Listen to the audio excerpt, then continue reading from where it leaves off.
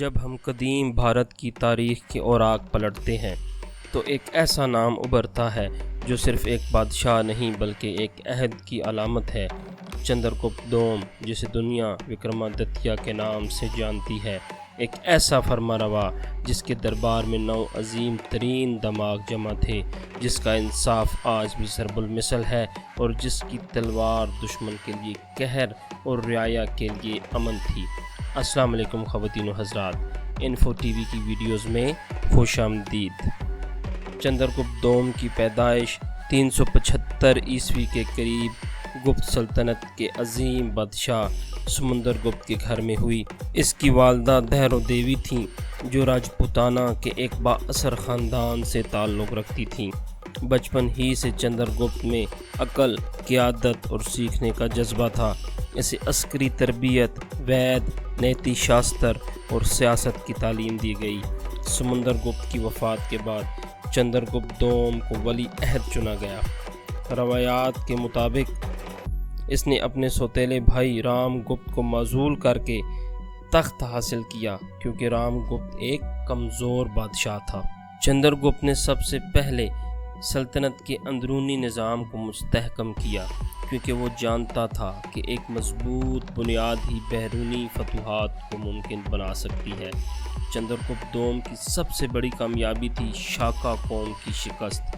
مغربی بھارت پر قابض شک قوم کو اس نے ایک زبردست مہم میں شکست دی اور مالوا، گجرات اور سوراشٹر کو سلطنت میں شامل کیا۔ اسی فتح کے بعد اس کو لقب ملا وکرمادتیہ، یعنی وقت پر فتح پانے والا۔ شاکا قوم وسطی ایشیا، موجودہ قزاقستان، ازبکستان سے تعلق رکھنے والے سیتھیائی خانہ بدوش قبائل تھے، جو بعد میں آ کر ہندوستان میں آباد ہوئے۔ یونانی مورخین نے انہیں سکیتھینز لکھا، جبکہ سنسکرت اور پراکرت میں انہیں شاکا یا شکا کہا گیا۔ جب ہن قوم نے وسطی ایشیا پر حملہ کیا تو شاکا قبائل ہجرت کر کے افغانستان، بلوچستان، سندھ اور مغربی بھارت، گجرات، راجستھان اور مالوا میں داخل ہو گئے۔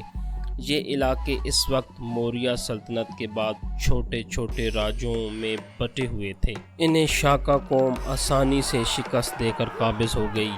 شاکا بادشاہوں نے مالوا، اجین، سوراشٹر جو کہ موجودہ گجرات ہے، پر لمبے عرصے تک حکومت کی۔ انہوں نے اپنی الگ ریاستیں بنائیں، جنہیں شاکا کنگڈمز کہا جاتا ہے۔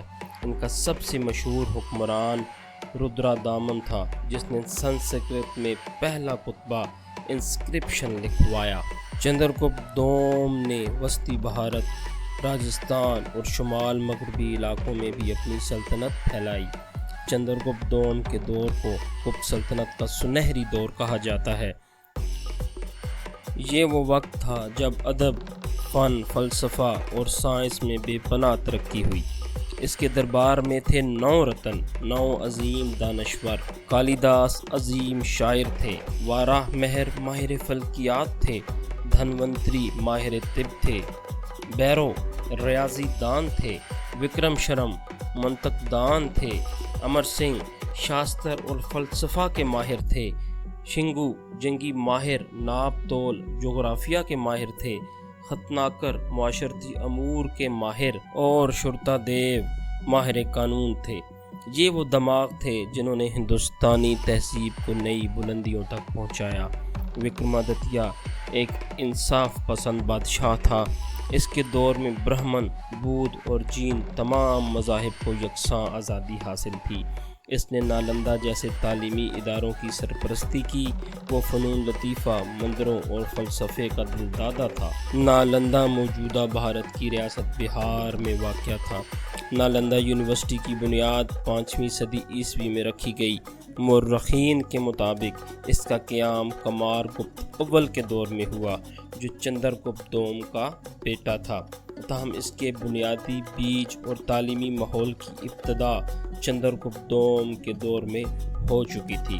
اس یونیورسٹی میں تقریباً 10,000 سے زائد مقامی اور غیر ملکی طلباء پڑھتے تھے۔ 1,000 سے زائد عالم، فلسفی اور دھرم آچاریہ موجود تھے۔ بدھ مت، وید، سنسکرت، فلسفہ، فلکیات، ریاضی، طب اور منطق کی تعلیم دی جاتی تھی۔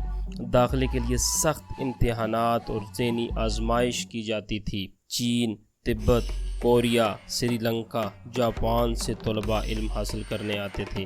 ہزاروں کتابوں پر مشتمل عظیم کتب خانہ موجود تھا جسے دھرم گنج کا نام دیا گیا تھا۔ 12ویں صدی میں نالندہ کو افغان حملہ آور محمد بن بختیار خلجی نے تباہ کر دیا۔ لائبریری کو آگ لگا دی گئی جو روایات کے مطابق مہینوں تک چلتی رہی۔ نالندہ کو دنیا کی پہلی بین الاقوامی ریزیڈینشل یونیورسٹی سمجھا جاتا ہے۔ آج بھی اس کا نام علم، رواداری اور مشرقی فلسفے کی عالمی علامت ہے۔ چندرگپت دوم کے دور میں گپت سلطنت کی معیشت عروج پر تھی۔ سونے اور چاندی کے خوبصورت سکے جاری کیے گئے جن پر دیوی لکشمی اور چندرگپت دوم کی تصاویر تھیں۔ تجارت، زراعت، پانی کی فراہمی اور راستے بہترین انداز میں منظم تھے۔ چندرگپت دوم کی وفات غالباً 413 سے 415 عیسوی کے درمیان ہوئی۔ اس کے بعد اس کا بیٹا کمار گپت تخت نشین ہوا۔ چندرگپت دوم کی موت ایک عظیم عہد کا خاتمہ تھی، لیکن اس بات کا اثر تاریخ، ادب اور عوام کے دلوں میں ہمیشہ کے لیے نقش ہو گیا۔ اس کی زندگی ہمیں سکھاتی ہے کہ اصل عظمت صرف فتوحات میں نہیں بلکہ عدل، علم اور انسان کی دوستی میں ہے۔